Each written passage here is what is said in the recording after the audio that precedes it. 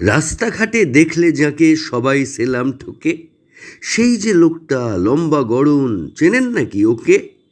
পাড়ার পুজো, জলসা, নাটক, 25শে বৈশাখে সভাপতির চেয়ারটা তাঁর রিজার্ভ করাই থাকে। ফুটবল চাই? নাও টাকা। ক্যারাম কিনবে? নাও। মাংস খাবে? জলুর দোকান বলাই আছে, যাও।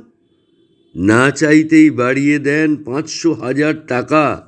হেসে বলেন, জানিস তো, সব তোদের জন্যই রাখা। লোকের মুখেই শুনছি তিনি বিখ্যাত কারবারি।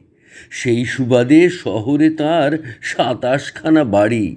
বিদ্যে বুদ্ধি লাভ কি শুনে, মারুন পেটে ঘুষি।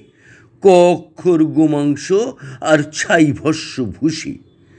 পাড়ার লোকের কাছে তিনি মহাপুরুষ তুল্য।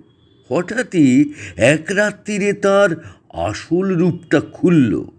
কপু লেখা জাল লাগানো বিরাট কালো গাড়ি রাত দুটোতে চুপিসারে ঘিরে ফেলল বাড়ি। বাড়ির থেকে আরেক বাড়ি, উপায় তো নেই ফেরবার। পাড়ার মহাপুরুষ এখন জেরায় জেরায় জেরবার। যে যত ভাই, ছড়াক টাকা, চোখটা রাখুন খুলে। সময় থাকতে মুখটা দেখুন, মুখোশটাকে তুলে।